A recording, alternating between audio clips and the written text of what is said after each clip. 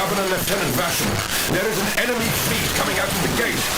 There are installations in every block, and we can't hold them up for long. Anyone who receives this should fall back to the Citadel Ordinaris immediately. Emperor, save us!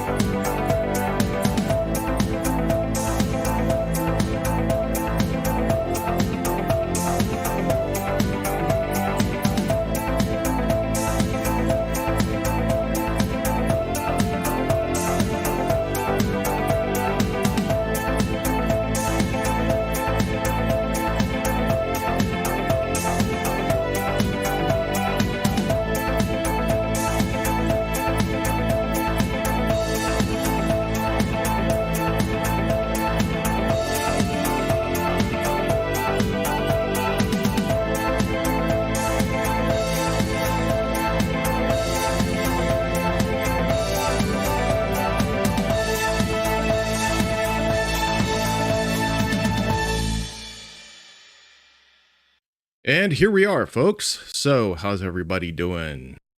And like I said, I gave you all a warning. This is my just woke up morning sexy voice. Okay, so a little bit of backstory.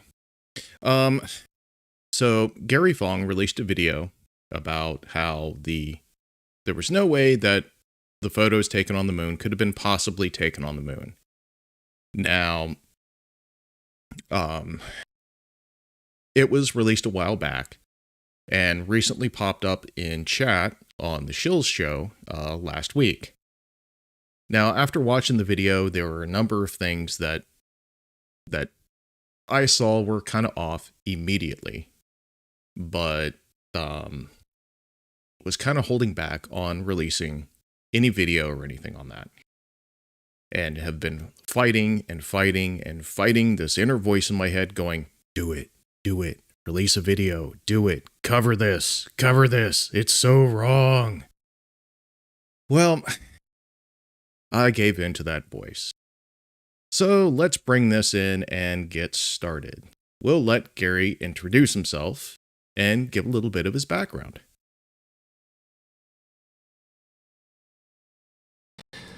Hey everybody, this is Gary Fong, and it is the anniversary of the Apollo 11th moon launch. I'm seeing so many things across my feed saying, wow, what an amazing achievement, man landing on the moon. And I couldn't let that go without kind of chiming in, as a professional photographer, some of the problems that I saw with the photographs that were purportedly taken on the moon. I do have an issue with it, and I'll show you what the different inconsistencies are, and then you can decide for yourself. So I'm going to do this in a different way and just basically ask questions from a technical perspective, from a professional. How could these photographs actually exist from the moon? Now, I'm saying that as an expert because I was a professional photographer for 20 years, and I shot most of my career with Hasselblad cameras. So I know these cameras inside and out. Now, not only was I a professional photographer who used Hasselblad cameras, I was also sponsored by Hasselblad as a visiting lecturer for Hasselblad University.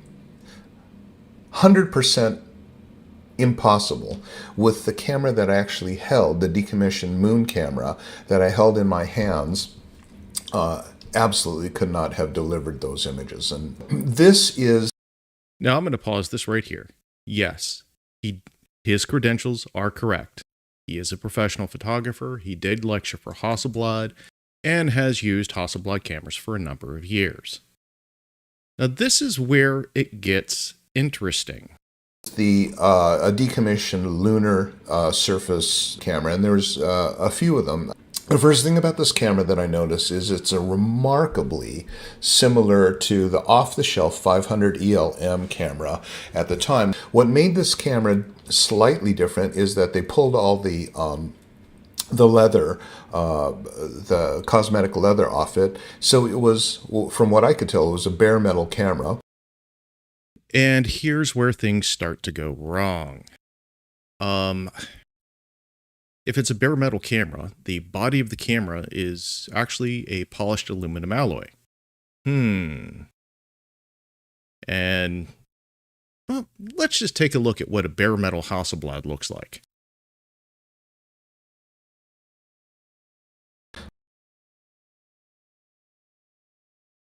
That is a bare metal 500 cm. And if you notice, there's some pretty deep insets for the leatherette. And you'll notice that there's quite a few holes and openings in there. Well, I didn't see that in the other camera. And pay real close attention to the top of the camera.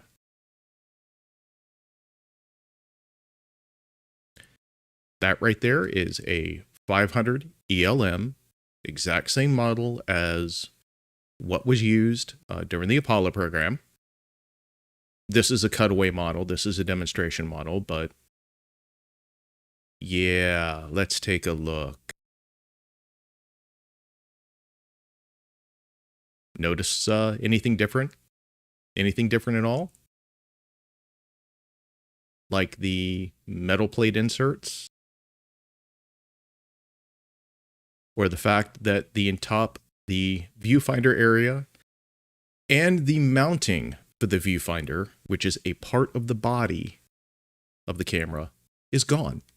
It's machined off and replaced with, a big metal plate. Oh, and just take a quick look at the lens here, because that's gonna come up later. Changing film magazines in the middle of a lunar walk doesn't make sense to me, not with the big gloves and whatnot. When you look at it, there's a number of things that absolutely do not make sense if you are a knowledgeable professional photographer who has shot with Hasselblads. Now, I'm not going to say he's entirely wrong on that point. From an end user standpoint, yes, these cameras are very distinctly different than an off-the-shelf 500 ELM. Like the whole top of the camera being ground off and being covered with a plate. But let's keep going. What I saw here was the remove dark slide. Now, the remove dark slide warning here, it says remove dark slide before installing the magazine. And the reason that's the case is because the dark slide protects the film from being exposed as you're taking the film magazine on and off. Doesn't that make sense? You don't want to expose the film or fog the rest of it while you take it off or put it back on. Now, yes, he is correct. He is correct. But that's regarding a standard camera. And in fact, you know what? If you put the camera back in a dark bag or dark box, you don't need the slide. You can pull the film out halfway through the roll without a dark slide if you put it in a dark bag or a dark box. But, he's talking about fogging film. Well, let's take a look at some of the scans of the rolls of film from various Apollo missions, shall we? That's Apollo 11. That looks like fogging to me. I don't know about anybody else. That's Apollo 14. Oh, look, there's light fog. I'm so surprised. And that's Apollo 17. Yeah. So, what was that again about light fogging? I don't know.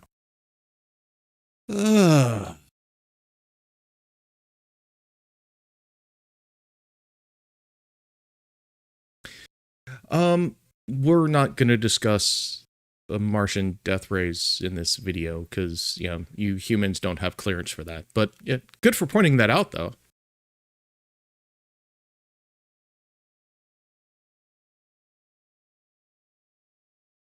And Mike here, yes. Change medium format to dark bag. Yeah, that's not a difficult thing to do. Dark bags were in use back then. The little portable dark boxes. Yeah, they basically look like a bread box with 2 sealed rubberized gloves that you'd open up, put your film canister in, put your film back in or camera in, close the box, and start messing around. Yeah.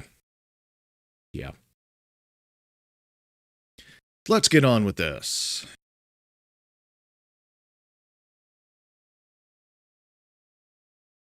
Now, if you are, in fact, a Hasselblad photographer, you'll know that the dark slide has to be in when you take off This or is going to bite him in remove the butt the later. film magazine from the camera. In fact, in a Hasselblad camera, you cannot mount the film magazine without the dark slide being in.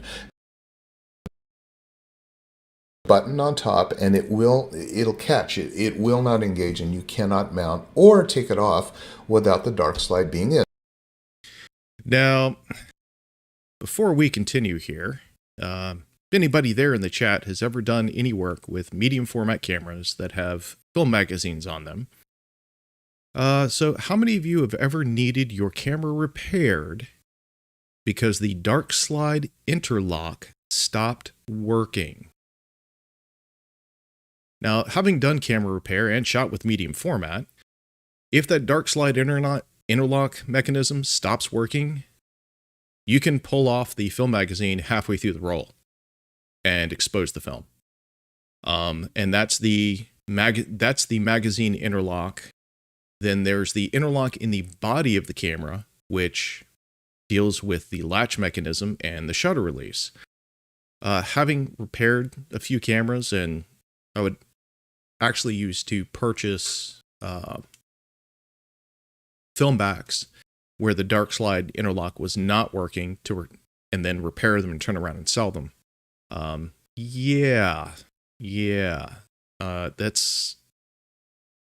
a thing. Getting that camera back repaired getting that interlock repaired is the thing. It's actually pretty common. But, you know, don't trust me. Let's look at somebody who's actually going to show how the mechanism works and how to repair it. Okay, here we have a Hasselblad back that when the dark slide is removed, the interlock latch sticks. If this occurs while the back is on the camera and you pull the dark slide, the camera still thinks that the dark slide is in place. To begin with, the back plate needs to be removed. There are 9 screws. Once the back plate is lifted free, you'll be able to see the complete mechanism that controls the dark slide interlock. Now I'm going to pause this here for a second. In a couple of the magazine backs that I've worked with, that there's a spring there, and I've seen where the spring has corroded and broken so that the interlock actually just kind of sort of flops around back and forth. As the dark slide is slid in and out, the latch should move up and down. Now pay attention to that. Dark slide in, latch comes up. You can remove the film magazine from the back of the camera. That's pretty standard. Hasselblad does it. Mamiya, Bronica, Pentax, the Russian clones. Yeah, they all used essentially the same basic interlock system. Now, look at that.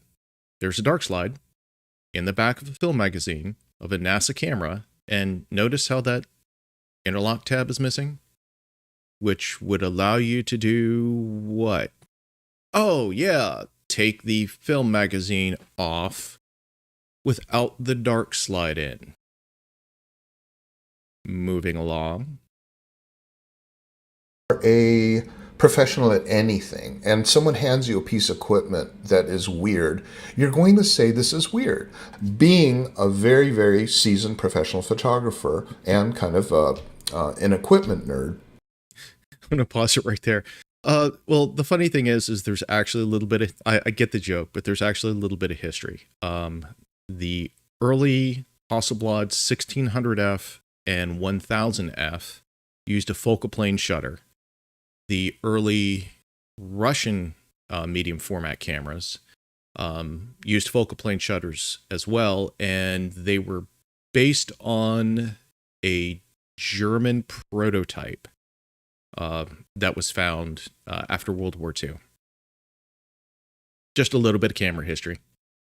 Oh, and did you guys notice the very, very professional is very, very professional? Where have we heard that very, very before? I don't know. Maybe I should call a very, very expert. Caught me really off guard. I thought that was just really strange. So the other thing that I thought was weird is Hasselblad, or NASA, screwed, you can see a screw right here. They literally screwed on these levers so that the astronauts can turn the shutter speed dial. They're locked together, so the shutter speed and the aperture dial were locked together so that they would go in unison. Man, that's a disaster, because look what happened to this poor shot right here. 1/4 of a second at f/16. Ridiculously overexposed. What they should have been was locked down at 1/250th of a second at f/16. Okay, so that's completely wrong. But this puppy is screwed in and dialed in. Was Hasselblad just like, whoa, we just blew it so bad? You know, it just doesn't make sense. That doesn't make sense. Well, see, here's the thing. This is where a very expert should have done their research a little bit, because getting a copy of the operational manual for photography for the lunar landings during the Apollo missions and such is not that hard, actually. In addition to that, he goes on to about how the lenses, how the lenses were locked. Well, there's a slight problem with that. I wonder what that problem would be. Oh, look! That is a 70mm Hasselblad circa 1970 designed for use on the moon. There's a control lever for the aperture. There's a control lever for the shutter. And according to the Handbook of Pilot Operational Equipment for Manned Spaceflight, sturdy tabs are provided on the focus, aperture, and shutter speed control rings to aid the crewman in setting adjustment. But this is just a museum piece. This could be a clone. Could be a knockoff. This could be fake. Well, let's take a little bit deeper look. Oh, and by the way, still notice those plates that are screwed into the side of the camera to where the leatherette used to be? Yeah. Bare metal camera, my ass.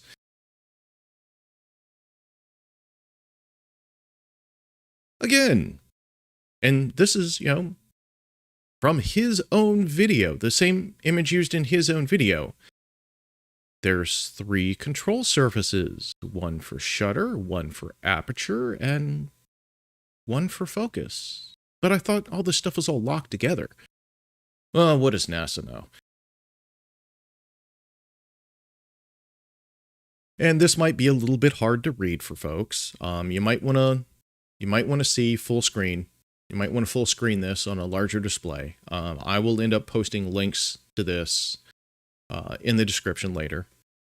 Again, it goes over how sturdy tabs are provided on the focus, aperture, and shutter speed control rings. And in order to aid in operation of setting adjustment.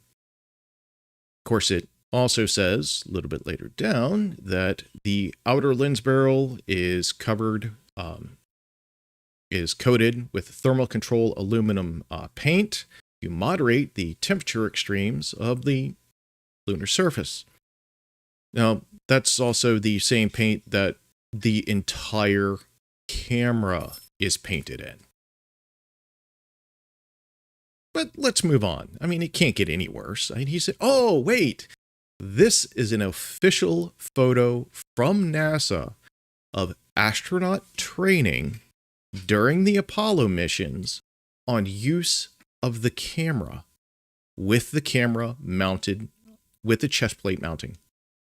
I see control surfaces there that supposedly don't exist. Whoops. But all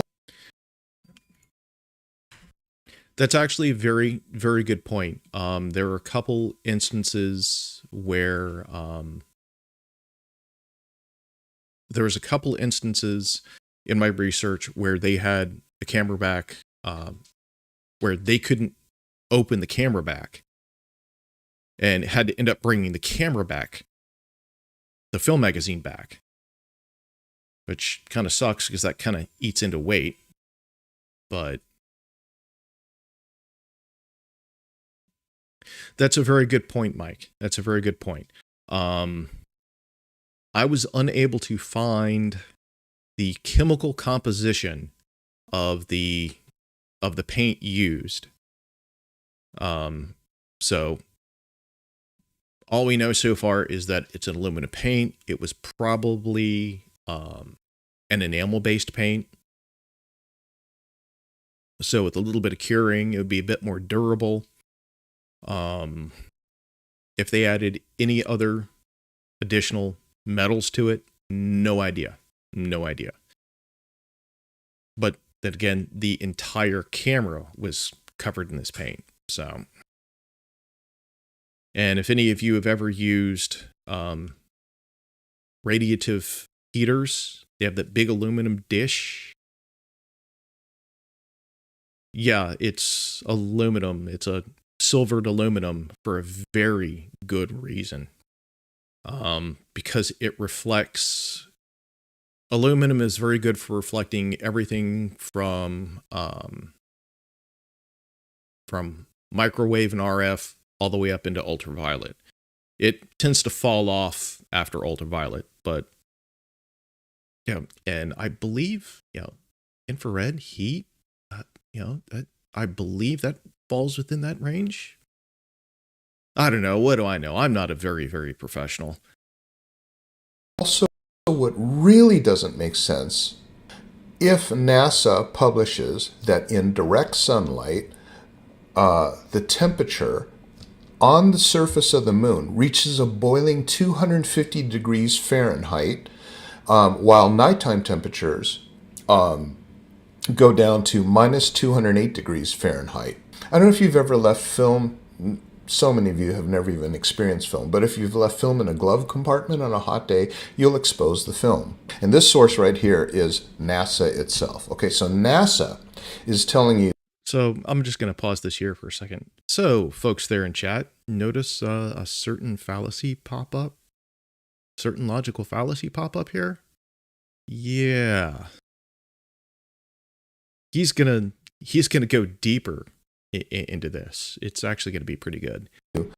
That the temperature on the surface of the moon is a boiling hot 250 degrees. With that, we're going to take a non-insulated camera and walk around on the moon, and it's not weather protected for dust, which would completely ruin the camera. As Whoa. Hold on. Let's go back here a second. Yeah, it's not insulated or weather protected except for those, except for that aluminum paint, those cover plates that replace what the leatherette was. And the leatherette is generally about a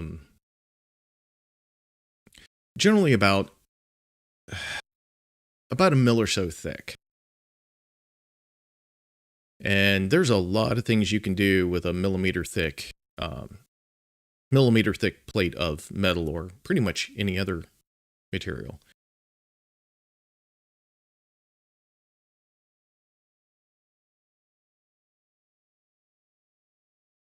Dishonest cherry picking, typical. Yeah.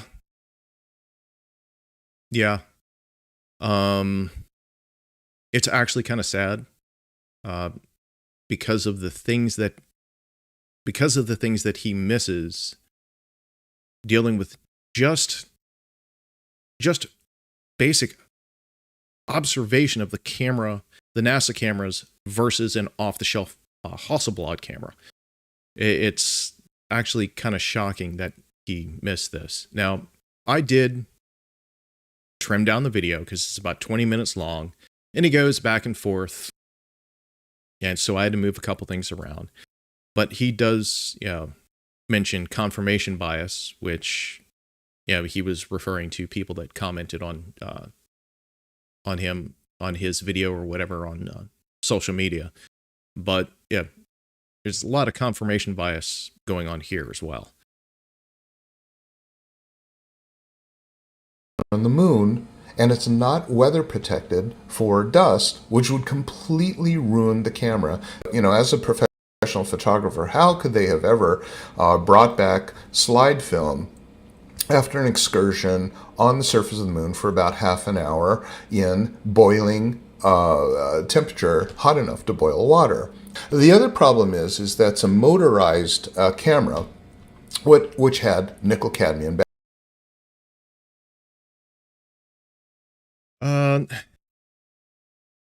Getting everywhere, especially with. Well, see, here's the interesting thing about moon dust. The regolith has consistency equivalent of, like, let's say talc or so. You have a standard decontamination process when you go through the airlock. You're going to brush your equipment off. The little air bulb brushes, if you look through a photography gear, kit, a basic kit, you got a little air bulb that will have like a little brush on it. And you go through and you brush everything off. If you, again, look at the photos of the cameras, they're pretty much sealed. Yes, you can take the film backs off and such. But if you go over it with an air bulb and a brush and clean it out, you're going to get the bulk of that dust out. And if you go through all the scans of the slide film from NASA, you'll actually find occasional spots and scratches in the scans of the film. That would be consistent with getting dust and such inside the camera. Hell, I've gotten dust inside my cameras before too. And as far as the whole regolith thing, the moon dust and such, if you've ever been in the Midwest during a dust storm, more particularly silt dust storm, the consistency of silt during a silt storm, particulate dust storm, that's very consistent with the size and such of regolith on the moon. It's super, super fine and gets into everything. Let's move on. And the thing is, NiCads can safely reach 40 degrees Celsius without damage. I want you to do me a favor. I want those of you who are really skeptics, I want you to take a battery, put it in boiling water, and you tell me if it explodes. Let me know how that goes. Yeah, this is where false equivalency definitely gets into play. So you have aluminum or aluminium, however you want to call it. And one of its key characteristics is, even with a matte finish, it's going to reflect well over 90% of the light that hits it. unless it's oxidized and dulled, seriously dulled and things like that. It's going to reflect the vast majority of RF, infrared, visible light, and ultraviolet. Due to that, it's going to take far longer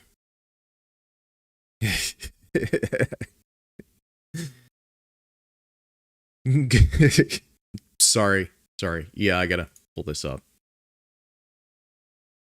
We can argue over how it's said later. But it's going to reflect the vast majority of any radiative source it comes in contact with. Now, in a vacuum, you're not going to have conductive. So it is going to take a long time for it to heat up if it's reflecting the vast majority. Good one, Charlie. The vast majority of the energy that would warm up the material. In his example, that's, you might as well take anything. Hey, you know what? I pretty much guarantee you that if you take a block of granite and dump it in a big vat of molten lead, that something's going to happen. It's going to heat up. Well, obviously. And the same thing applies here with the battery. He didn't take into account how long it would take for the body of the camera to heat up, how long it would take for, once the body of the camera has warmed up, to transfer that to the NiCad cells. Plus on top of that, in order to get the camera to heat up as fast as possible, you would literally need to set it out in the sunlight the entire time and leave it alone. So he completely ignores thermal curves. The other thing too that was really kind of iffy about the story of this Ektachrome 160 film coming from the moon. Did it come from the moon or not? And I'm saying there's problems with how it's represented to us. And as a person with a background in science and physics and photography and a lab processor. Wait, background in it? Did he say physics? Then how could he have missed the thermal? Okay. I'm saying that film did not come from the moon and was exposed here. The other thing too is X-rays. X-rays occur on the moon, high-level X-rays. And so how much X-rays are on the moon, they don't even know if an astronaut can survive it. But then I started... There's a number of articles discussing the level of X-rays on the moon versus us on the ground, or somebody doing a transatlantic flight, and things like that. So, yeah, they do have a pretty damn good idea as to, the amount of X-rays on the moon. I started to research a little bit more, about these Van Allen belt particles, and there's a band of radiation that's impossible for anyone to pass through and live. And so I thought, that's really kind of weird. Well, I'm going to pause this right here.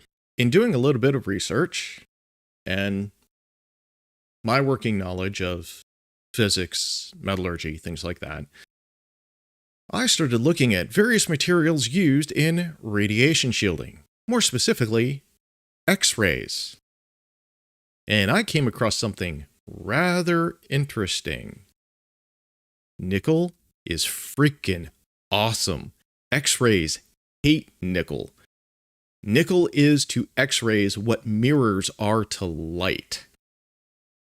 In fact, they actually use what are called nickel lenses in X-ray telescopes to focus down X-rays to sensors. Nickel plating and nickel shielding foil shielding and such are even used in X-ray machines at your local hospital. So let's take a look at this here. So just nickel foil. Yeah.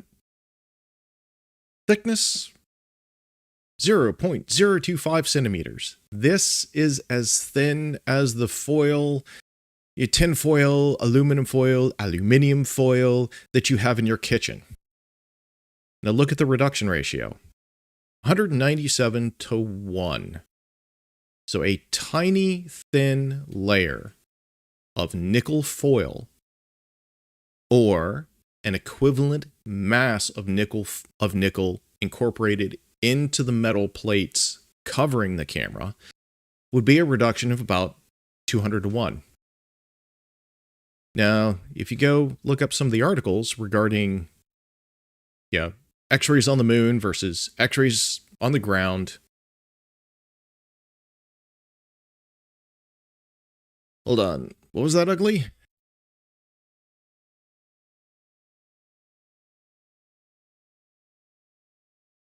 It depends on which foil. It depends on it. You do bring up a good point. It depends on which foil. You do have varying thicknesses of foil. We currently use like this really super thin stuff. The commercial stuff you normally find in restaurants, that generally tends to be a bit thicker.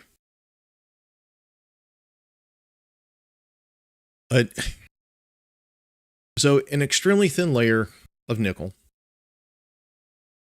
or an equivalent mass of nickel incorporated into aluminum alloy, would give you about a 200 to 1 reduction. Now, if you go and look at some of the articles, they say that the exposure X-ray, the amount of exposure to X-rays on the moon was about 200 to 1,000 times greater than what you receive on the surface of the Earth.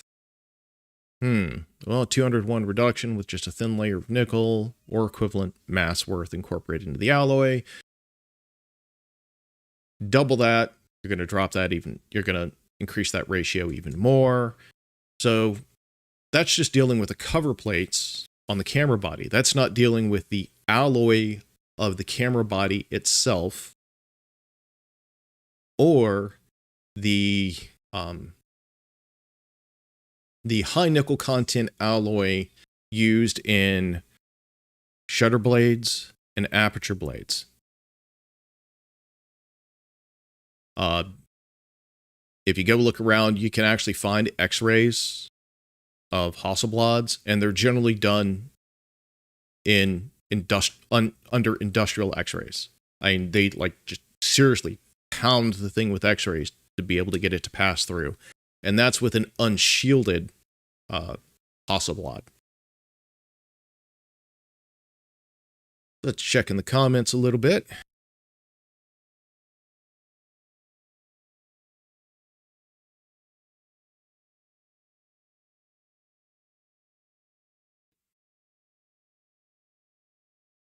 Okay, Commander, yeah, you actually have a very good point. So nickel mixed in with the aluminum and the paint on the camera.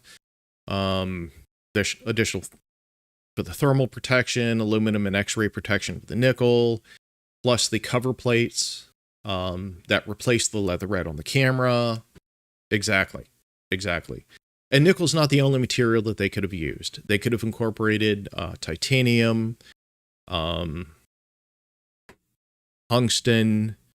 There's a ton of materials that can be used in shielding for X-rays and things like that. I actually consulted with a couple of people that work directly with hardened equipment in case of EMPs from a nuclear blast, and discussed some of the materials and such used. So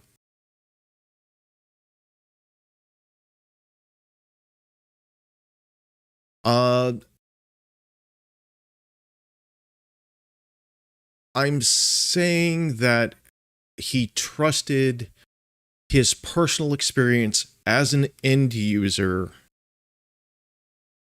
almost explicitly with regards to him trying to reach a decision on this, versus looking at it from an engineering standpoint. Hey, I'm not the best photographer in the world, but I was a photographer. But I spent more of my time actually working on cameras than using cameras. So my approach to this is more from a let's take the camera apart and put it back together again and see how all these parts fit together and make sense with regards to the Apollo cameras.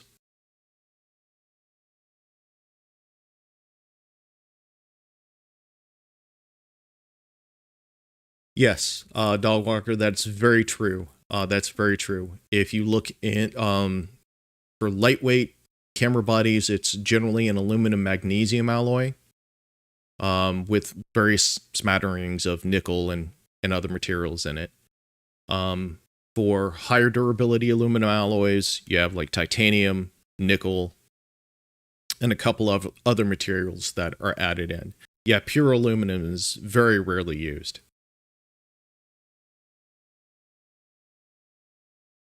But like I said, yeah, just a thin layer of foil would make a significant difference. I mean, they could have used even gold foil. Being a very professional photographer in equipment, I'm just saying, did not come from, absolutely did not. Why is it skipping like that? Hold on a second. Let's go back to that. That shouldn't be doing that. Oh, that's really kind of weird. And we'll a little bit here. Being a very, very seasoned professional photographer and kind of an equipment nerd, I'm just saying that those photographs did not come from the moon. They absolutely did not come from the moon. And if they didn't come from the moon, then where did they come from? A film set? I don't know. This photograph, impossible.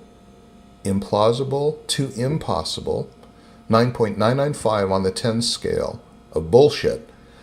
That film could have come back from the moon looking like that and even delivering any kind of...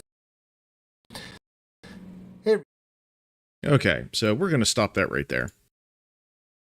Now, let's get into another aspect of this. Now, if you've ever processed film and dealt with film, you have your film base and then fog. That fog could be from heat, that fog can be from various other exposures, exposure to various other things that would cause the film to fog.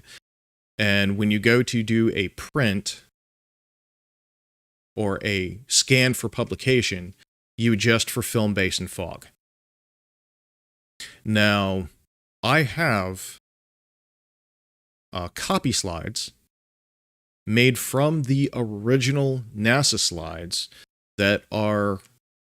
My copy slides are older than me. And they cover everything from Mercury up to Apollo. And they have faded a bit, which would be considered a fog. You could treat it as a fog. And I have actually taken those slides with that fogging, so to speak, and you adjust your black level, you adjust your contrast, and what you end up with when you're dealing with that fogging, as long as it doesn't completely blow it out, you end up with a much higher contrast than you would normally expect.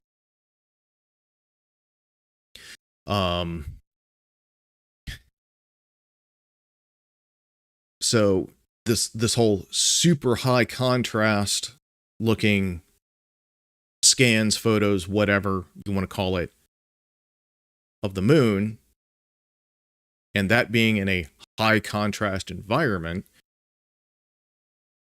yeah, it's rather unfortunate that somebody with his background in photography did not notice, the top of the camera being ground off and replaced with a plate, the leatherette being removed and replaced with plates. That, you could take an off-the-shelf film from Hasselblad an A12 back, stick the get the interlock lever,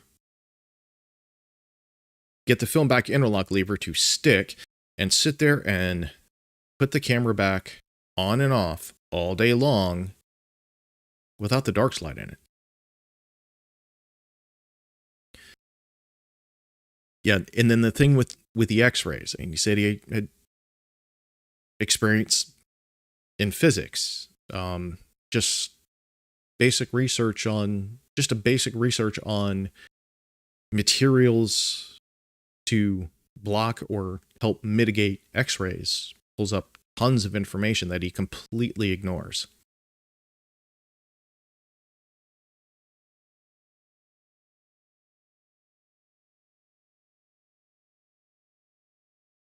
Yes, Ugly, you do have a good point.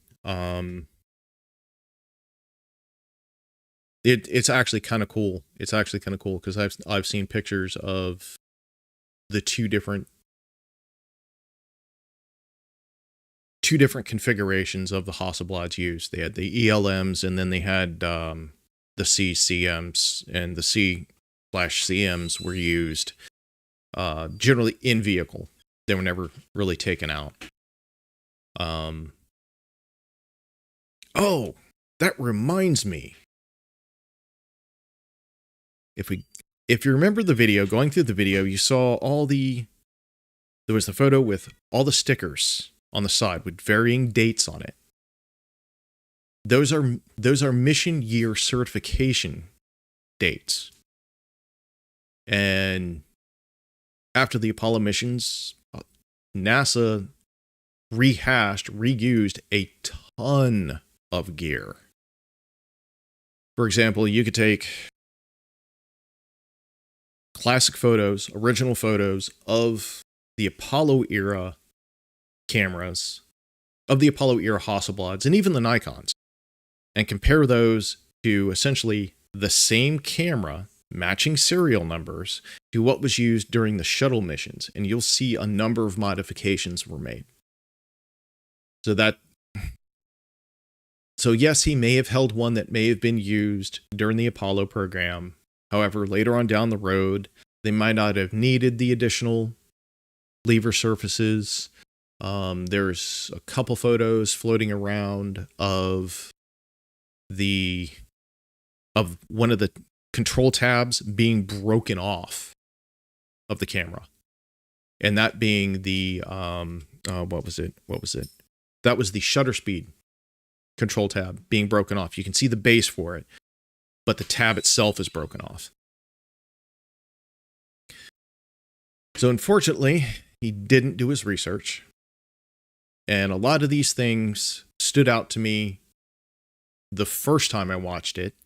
And then I went back in and put his comments and such in order so that it wasn't, well, there was this thing, and then off on a tangent, and then back to the original topic. I kind of put it back in order and then went through it again and watched it again. And I went through his video, a number of times. And yeah, it's can't see the forest for the trees is what it is. In addition to what I would say confirmation bias. So as far as those photos coming from the moon, those images coming from the moon, we've pretty much addressed everything that he brought up using, let's see, photos from NASA, photos from his own video, research work on, X-ray mitigation and things like that. So looks like we have another moon landing denier. Well, he doesn't specifically deny the moon landings. He denies that the photos could have been taken on the moon. We'll just lump that in the same bag for now. So we have another instance of Apollo mission denier not doing the proper research and work involved. And the saddest part is this was a man that used Hasselblad cameras for years and missed the most basic things. So, folks, anybody there in chat have any questions? Ooh, breatharians. I hear eating breatharians is good for your keto. Is good for keto diets.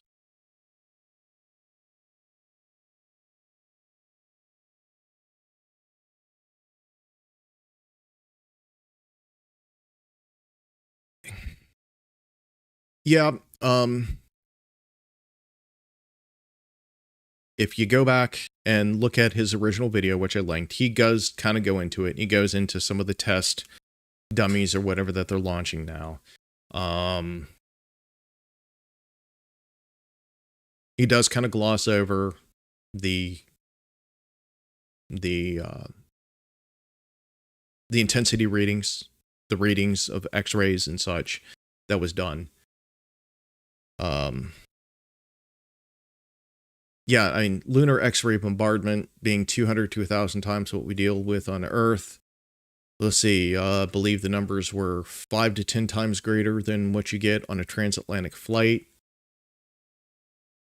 Just for those who want to do their own research, there was somebody who did a project where they shipped film in just their off-the-shelf film canisters around the world. Like 20, 30,000 miles. And then shot with the film and tried to find X-ray fogging and couldn't find any. So if you want to do a little bit more research, yeah, that would actually be something very interesting to look at. If I can remember the link, or if I find the link in my long list of links, I'll put it in the description. It was pretty interesting to read.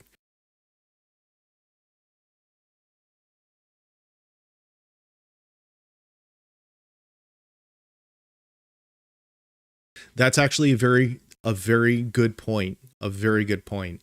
Yeah, if you look at the latch mechanism for the film backs on the bodies of the camera, those are brutal. You would have to seriously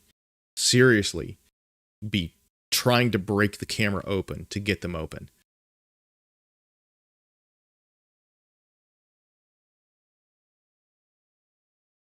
And in his video, he's talking about, putting the dark slide in and out and dust and things like that. Well, anybody who's shot with medium format, if you're halfway through the roll, yeah, you might want to put the dark slide in. But I'm sure some of us have been pretty lazy and not put the dark slide in, just put the camera back in the case.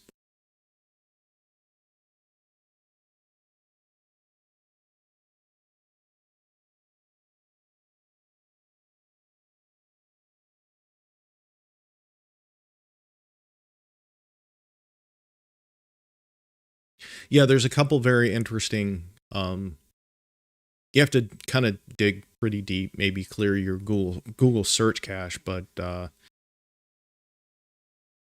there's a couple very interesting articles on that.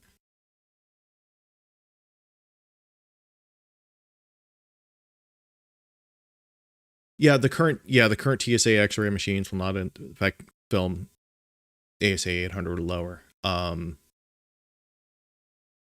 I've seen a couple instances where they have,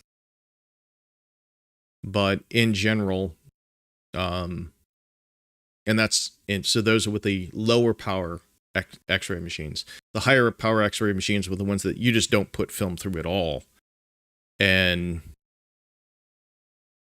in between, there were the ones where, yeah, you can go up to about 400, 400 ASA, 400 ISO or so and be fine. And the X-rays coming out of those machines are higher intensity, higher energy X-rays than the X-rays you would generally receive while on the surface of the moon. So again, it goes back to that, oh, gee, we only need a thin little piece of, nickel foil or gold foil or, something like that mixed in with the alloy to shield against X-rays. Not a problem.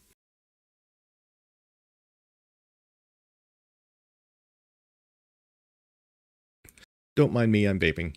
and reading chat. And I'll probably wrap it up here in a couple minutes. And thanks for coming, guys. This is awesome. Really happy you guys showed up. Can we? What?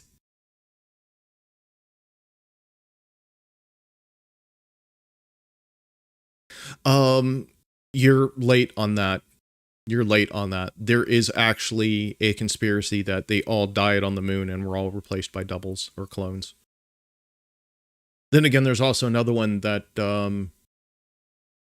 astronauts did go to the moon, but they weren't human astronauts. They were animatronics made by Disney.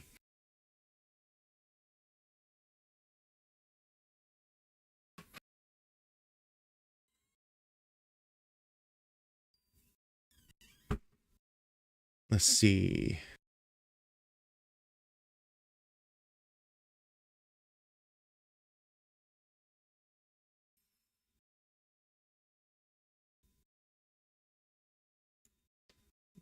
Yes, that is a very, very good point. In looking at the X-rays regarding moon exposure, the general intensity and the energy, which would be two completely different things, which I'm sure you get. Yeah, they're not super, super strong. Now, for those that don't understand the intensity versus energy, the intensity is going to be how much of a specific, seeing that X-rays are essentially a photon frequency. Intensity is going to be how much of that given frequency it's going to be bombarded with. And the energy is going to actually end up dealing with the frequency of.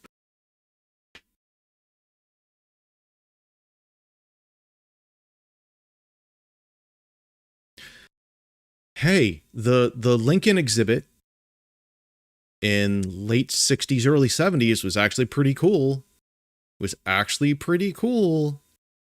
Not super, super convincing, if you compare it to a human, but was pretty cool. Of course, it also took a machine like the size of a house to get it to work, but hey.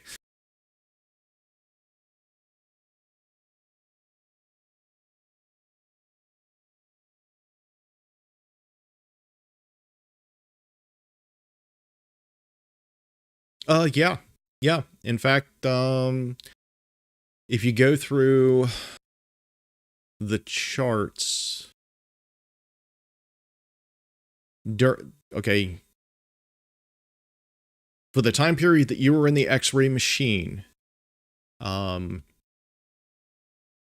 amount of X-rays you received during that time period was far greater than what they were exposed to during the same time period.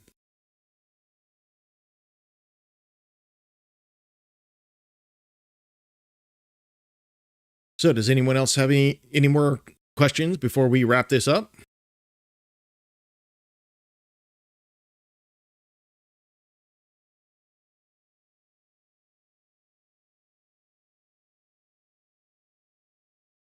And again, thank all of you. I thank all of you for coming to the stream. I hope you liked it. I wasn't quite sure that it was actually going to run this long, but hey, lots of fun.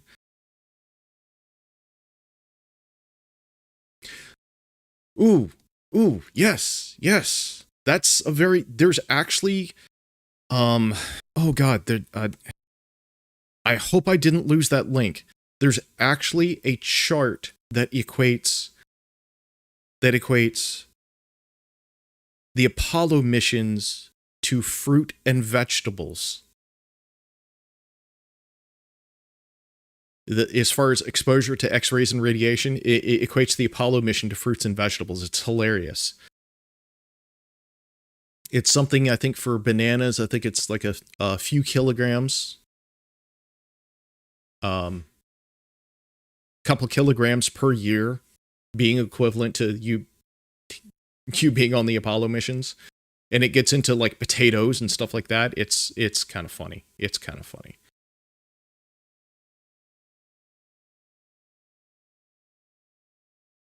Thanks, Rich. Thanks. Much appreciated. This is actually kind of fun. I did have a lot of fun doing this.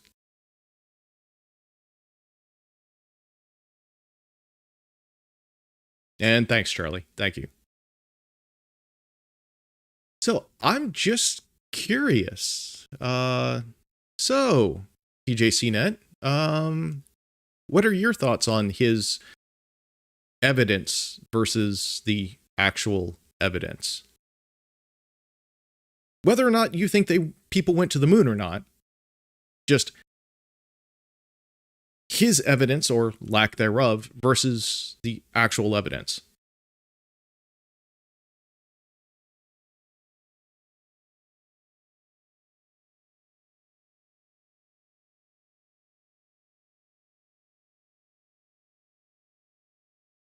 Yeah, Ugly, I will do that. Or try to remember to do that. I'm so bad at trying to remember to do shit like that. But I'll try to do that. I'll definitely try to remember to put the links in my chat, or links in the description.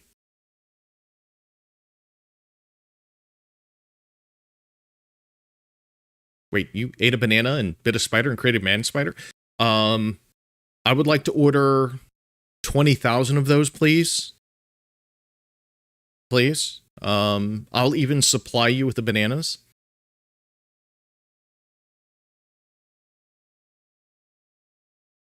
Yeah, I would be very interested to see how he approaches some of this.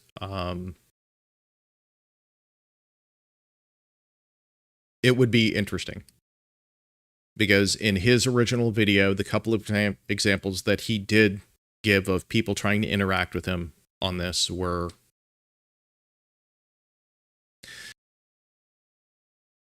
I don't know who these people were, but these people didn't do their damn research either. Because I think one guy, in his original video, there was one guy he interacted with where somebody said, there's no heat in space, and then there's no heat in space, and then, water boils at room temperature in a vacuum, and kind of it got kind of weird.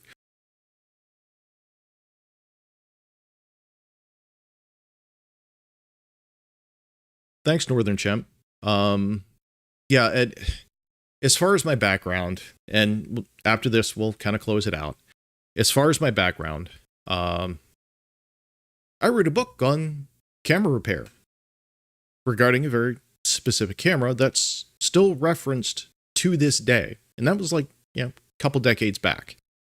Camera modifications.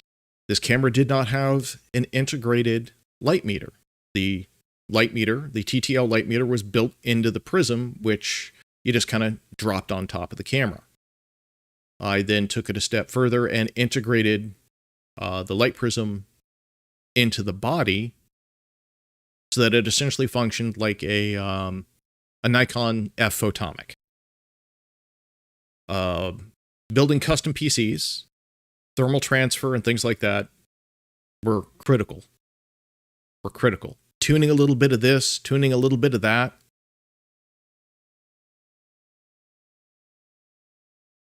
Oh, I'm sorry. What was that, Aaron? Your ass web question? Shouldn't Spider-Man shoot webs out of his ass? If that's there's a couple videos on that. I saw a couple videos on that. It was actually kind of funny. Yeah, the Northern Chimp, the heat stuff is kind of interesting. And again, it also gets into the specific alloys that were used. Like, for example, I tried to find out what the specific aluminum alloy was for the additional plates and the body of the camera itself, and I could not find anything definitive on that, other than, oh yeah, it was an aluminum alloy, and just kind of left it. The various sources just kind of left it there. So,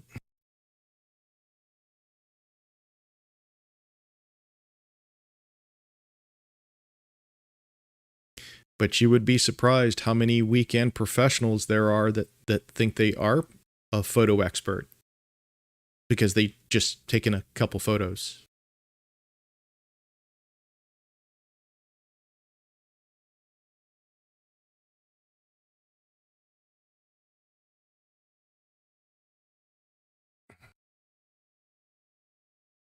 that's a very long topic, but we'll get into it just by saying Rayleigh scattering. And just kind of leave it there.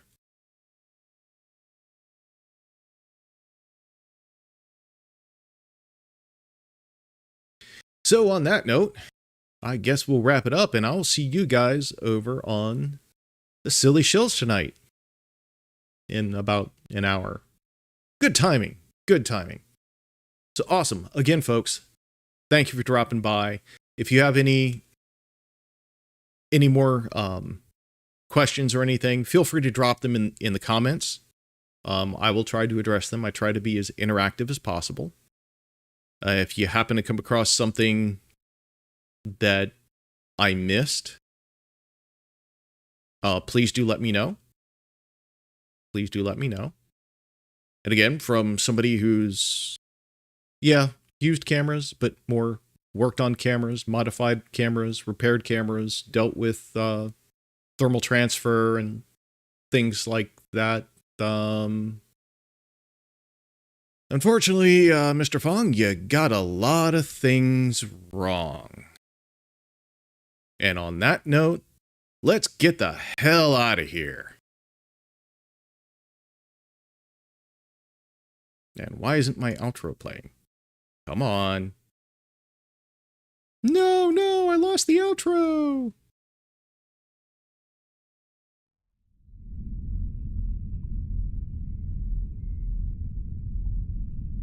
I still keep thinking that we should just, say to hell with it and just nuke this damn planet from orbit. God. I mean, I'm pretty sure I could give enough Martian passports to folks, to get the smart folks off the planet first. But it's such a pretty blue ball. I don't know. I have a spare Genesis machine lying around. I could just, reconvert it to another habitable planet and get rid of all the stupid people.